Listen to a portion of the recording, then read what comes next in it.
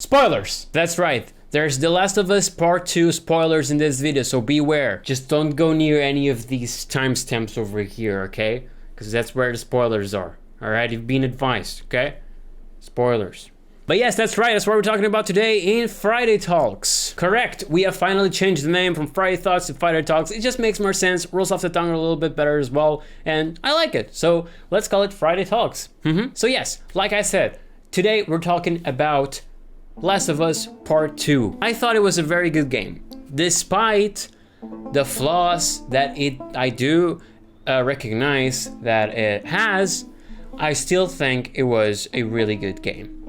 But we're gonna talk about that, okay? We're gonna talk about that. But first of all, as always, I hope you guys have had a nice week and a nice weekend.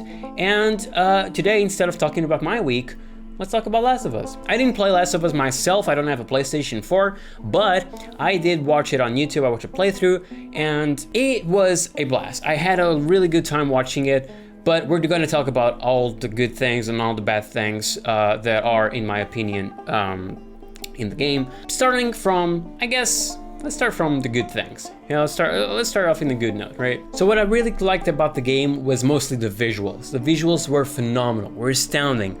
The whole, especially the forest sections, oh my god, they blew me away, really. Because of all the grass and the plants, all the trees, and man, it was just beautiful, it was gorgeous.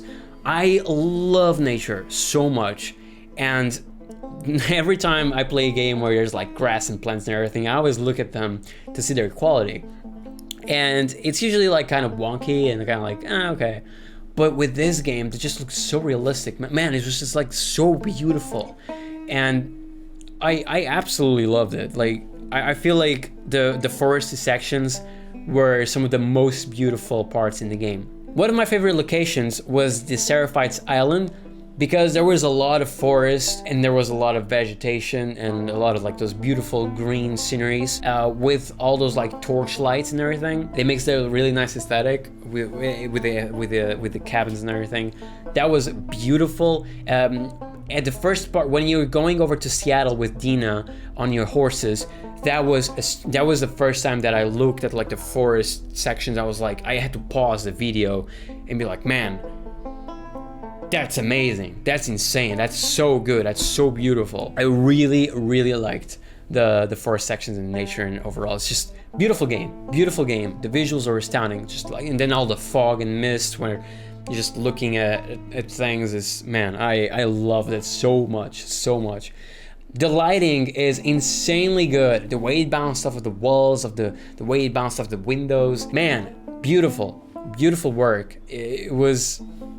It was astounding, like all the details that you could see on things, and god damn it, Naughty Dog, you did such a great job.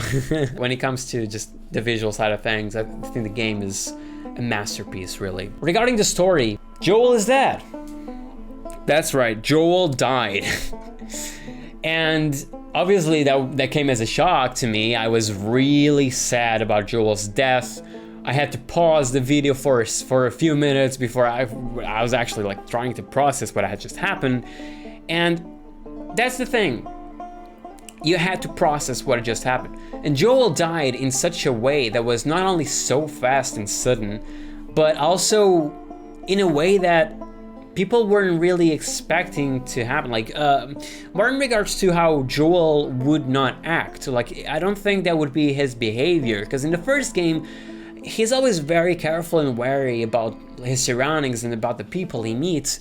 And in there, like, he meets this random stranger, he saves them, but then he's like careless to the point where he just goes inside a cabin with them where there's a lot of people that they don't know, and they just go like, hey, like, and they get themselves killed. Well, he gets himself killed. Tommy doesn't die. But, fuck, like, you know, it's kind of out of character. I read people saying like maybe it was the heat of the moment, you know, like you're just ran away from these zombies and you don't think straight, you're just going in this cabin. But again, like, I don't know, man, I don't know. It still feels out of character when it comes to Joel. Although one thing that I do thing is that I feel like his death was still realistic. And what I mean with this is, in real life, we take things for granted too much. We take being alive for granted, like, but shit can happen, right? You can die from one second to the other. Like, being realistic here, like, realistically, you can die from one second to the other, right? In real life, there's no build-ups to your death. There's nothing like that. Like, it's not like in video games where there's this whole like build up to like tension and everything, and then bam, he dies, and like it just makes you like completely shocked, but you could kind of accept that death. And I feel like The Last of Us, it didn't do any sort of build up or anything, like it just straight out killed him. But I feel like it was realistic because, again, like there wasn't a build up, and you can fuck up and just die from one second to the other, like just like in real life. So I feel like his death was realistic, but a little bit still out of character and could have been done a little bit better. But yeah, it's a bit, I have mixed feelings about it, that's what I'm trying to say. That takes us to the next point, which is Ellie's revenge. Ellie's seeking for revenge. She wants to avenge Joel's death, and so she goes on this huge journey to try and kill Abby. At first, I can kind of accept that. At first, I was like, yeah, sure, let's do that. Although it's kind of like, at the same time, like, are you really going to do, like, it's not going to bring Joel back. You might get yourself killed or other people, which it wound up. But I was still on board with it, right? The problem, and this is where I think the story started going really downhill, is when it starts getting too much. It starts really bashing on your face, like revenge, revenge, revenge, revenge. She gets so stubborn with the whole revenge thing. The whole revenge plot just gets so repetitive and overwhelming. It gets to a point where you start thinking, maybe we should like turn back and go back to Jackson. Maybe. Despite anything that might be happening, when Jesse wants to go after Tommy or when Dina is pregnant, Ellie doesn't care. She doesn't want to turn back, and she still wants to go and fight Abby. And at those points, it really starts feeling like, man, this is just too much. It's getting repetitive with the revenge plot, and like, I'm not liking this anymore. It's kind of exhausting. And I feel like that's around the place where Ellie's playthrough should have probably ended, because I feel like the story really picked back up when you start playing as Abby. One really cool thing I want to mention here, because I thought it was super funny, it was a massive coincidence, but as you're playing as Ellie, I remember thinking to myself, man, I wish video games would make you feel for the enemies as well. They would just make them feel as people too, and not just like obstacles for the sake of combat. And sure, they added like the whole thing with enemies like screaming out each other's names when they die and everything, and that was cool, but it still didn't really hit the spot, right? But it definitely blew me away when they make you, bam, play as Abby. Go play as Abby and play through the entirety of her story up until the point that she finds Ellie in the theater, and there you go, you can feel for her now. And I was super happy with that. It was like, whoa, that's such a coincidence. I was literally thinking about this, something like that, and bam, like they throw you at Abby and they make you play as her, which at first I hated. I hated Abby, that is. I hated Abby. She, to me, was a monster, an asshole, because she killed my beloved Joel. But I wound up actually liking Abby a lot more than Ellie. And this is more because Ellie doesn't show, in my opinion, a lot of character in this game. Like, all you see about her is the whole revenge-seeking tunnel vision she has, and the relationship with Dina. So like you can see the emotion with love, but what you mostly see is just revenge, and that's it, revenge. And you don't see a lot more about Ellie. But with Abby, there's so much to her. You see her badass side, you see her friendship side, you see how she tries to make up with Mel, and when it gets to the point where she finds Lav and Yara and helps them get through the Seraphites because they saved her life, and then she goes on as the nightmare where they're there, she goes back to them to like protect them and save them. You get to see her progression, her development. You get to see her softer side. She's not super blind like Ellie is. For instance, towards the end of the game, when Ellie wants to fight her in the water after she saves her from the pillars, she doesn't want to fight back. She doesn't want to fight Ellie at all. I feel like that's also valuable. You really start getting to the soft side of her, and there's just so many different personality traits and emotions that you go through with her that you just really start liking her. And it got to a point where I didn't want Abby to die anymore because I was really attached to her. And I was just like, at one point I started questioning myself, man, I feel like Ellie might actually be the villain here. The whole revenge thing obviously wasn't cool of her, but Abby is just as guilty of that, because I mean, she was 4 entire years seeking revenge and wanting to kill Joel. It was like a roller coaster, honestly. It was a huge roller coaster, and I wound up liking Abby a lot more, but I still really liked Ellie regardless, even though I disliked her motives and I disliked like her stubbornness with wanting revenge. I didn't want any of them to die anymore. I was just like, please please survive, both of you. And I was so happy that they did. Both of them survived in the end. But this whole thing just led to Jesse's death as well. Tommy had almost died too, but he didn't. But it also caused Owen's death, which I was really sad about. So my favorite character was obviously Abby, and Owen was probably my second favorite along with Lev. I really liked Owen because he was super chill, and you could really see that he didn't want to have anything to do with the wolves anymore. He didn't want to fight, he didn't want to kill or anything. He just wanted to do his own thing, and I really appreciated that about Owen. He was just like this really cool dude, and so I was really sad about his death. As for Mel, I didn't really give a shit about her. I thought she was a bit of an asshole, especially when she yells at Abby for like saving those kids and everything. I thought she was just a little bit of a bitch, to be perfectly honest. So I didn't really like Mel at all, and I couldn't care less about her death. But Owen, man, I was really sad, especially with the whole thing. Like when you're playing as Ellie and you kill them, it's like, whatever. But when you, after going through everything you went through with Abby and seeing Owen's dead, because at that point you've built such a bond with those characters and you really feel bad, and you're just like, man, I wish Ellie hadn't done that. So it was crazy. Like emotionally wise, I feel like the game did such a great job, because I love this concept of like different perspectives and then intercepting. I love that in movies, I love that in games, and Last of Us did it really nicely. Although at one point I did think like maybe they could have done like an alternate sort of thing, so you play a little bit as Ellie, you play a little bit as Abby, then Ellie, then Abby, but that could have probably been a little bit confusing as well. I just think that overall they should have shortened Ellie's side of the whole thing, because all you needed to know for Ellie was that Joel died and she wanted revenge, and that's it. So I feel like Ellie's gameplay should have been a lot shorter, because at one point it just felt repetitive, like over and over the same thing, just going after Abby, killing people, going after Abby, killing people. There wasn't a lot more than that. But with Abby, they should have focused a lot more on Abby's side of the story, make it larger, because with Abby, that's where everything you don't know lies, and everything you need to know and want to know lies.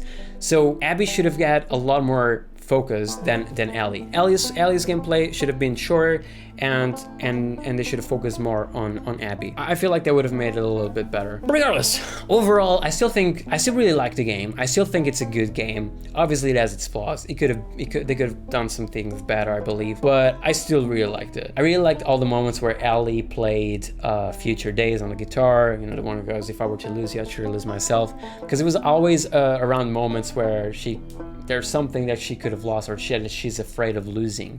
So that was always meaningful. And then at the very end, when she doesn't have two fingers and she can't play the song anymore, there's just so much meaning to that. Like, she lost Joel, and she lost her fingers, and she lost the ability to play the song that Joel taught her, and she lost so many things. My God, it's like, I feel really, really bad for Ellie, regardless of this whole like revenge thing that I wasn't really agreeing with. I still like really feel bad for her. But man, it was a great game still. In my opinion, I thought it was a really good game still. Also, mocap, animations, facial expressions, amazing work on the cutscenes and voice acting.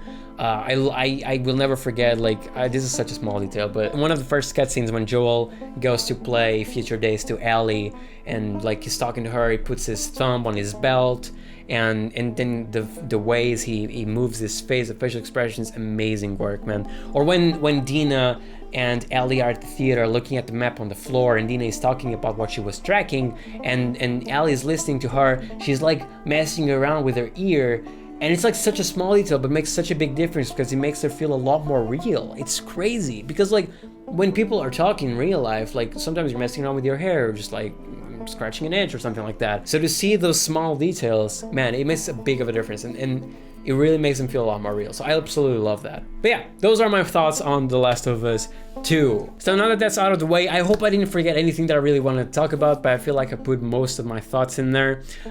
Feel absolutely free to discuss this on the comments down below. Do be aware of spoilers, so like maybe put like a spoiler alert if you put on something there. But I would love to hear your thoughts on this, because I've been discussing with a couple of friends as well, and it's interesting to see what people think of the game and what other ways the game could have been done. Anyway, talking about different things, I finally had my first days off this Monday and Tuesday after going back to work after vacations, and I just, Jesus Christ, excuse me, and I just wanted to talk about the difference I felt. Man, like, again, like I mentioned in the previous Friday talks, ever since I got back to work, I've had a lot less time, and it feels just so much harder to like film and edit the videos, because I get home super tired from work. Like a lot of times I just got home and had to go straight to bed because I couldn't keep my eyes open. And I've been drinking fucking Monster so I can do some shit here.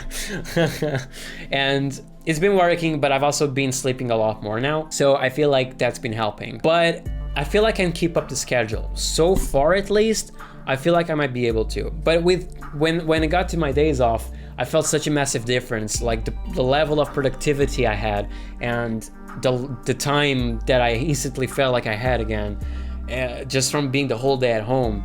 It's completely insane. Work is kind of, to be honest, depressing me a little bit lately because it's like something that really just takes so much time from me, it takes so much energy out of me, and quite frankly, it's obviously not what I want to do with my life or anything, and I don't really appreciate it that much because I hate sales. Like, you guys know I work at retail and I absolutely hate sales. My god. And then talking about like stuff like insurances and everything to people is just, man, I really don't like it. It makes me feel frustrated that I have to work every day there for 8 hours and then get home and feel desperate because I have little time to work on what I really like doing, and then work is getting in the way of possibly being able to take a course on video editing that I want to, and probably even game design that I've been really keeping an eye on game design and video editing courses. Work is getting on the way of that also because of like scheduling and the whole virus thing with like having less employees and everything. It's a clusterfuck. I'm trying to stay calm and keep my head up and try not to lose motivation. I'm always trying to like look at things and imagine the future and looking at things that like make me feel better and things that make me feel inspired, and just to get those thoughts going of like, no, come on, you have to do this, you can do this, and all that kind of stuff. So hopefully I don't lose track of myself, I don't lose track of my path, and I don't want to lose myself to the desperation and all the tiredness of work and everything like that. So far, at least, I feel like I might be able to keep up the 3 videos a week. I mean, it's 2 gameplays and 1 Friday Talks. I'm really liking this workflow and this schedule. I feel like so far at least, I'm having better emotional response to things than previous years where I came back to YouTube and stopped again. So I feel hopeful this time around. And like I've said before, like I can't stop doing this time, okay? Like I can and I won't. I will keep on working and finding all the solutions I can to keep bringing content in a way that I enjoy it, because I don't want to upload just for the sake of uploading. I want to make sure I do quality stuff, and I want to put the right amount of effort to things. Another cool thing I would like to talk about, and this is more so for Portuguese people who may be watching me, which are probably just friends. I have a friend who started running a channel on YouTube with a friend of his, and it's Portuguese content, all of it, but they talk about retro games from the times of like Commodore Amiga, for instance, all like the 80s and everything, the first games of, it's super retro. So far they've been like, they do kind of a podcast, they talk to each other about certain games, they put on some b-roll, some videos of like the gameplay of the game they're talking about going, and they have some like special guests and everything. I'm enjoying the content, so I'd like to give them a little bit of a shout out, because they're grabbing a cool niche that in our country isn't really big whatsoever, and they're making something cool out of it that I like to see. There's a link in the description down below if you want to check their channel out. Again, it's Portuguese content, so I'm sorry if you're not Portuguese, but it's still something that I would like to talk about, because again, as you guys know, I love creativity. I love when people create things that they're passionate about and talk about it. And I myself love games. You guys, if you're here, you love games as well, I'm sure.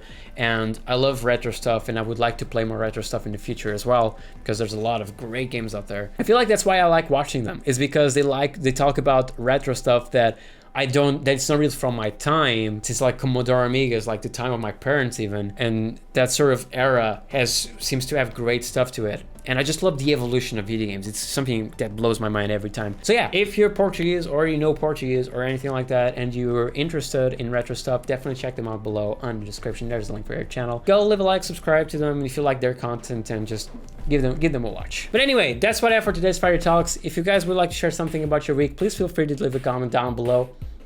And you have a great weekend, my friends. If you enjoyed the video, please subscribe and leave a like. And again, suck my ass. Jesus Christ, man, I can't do outros.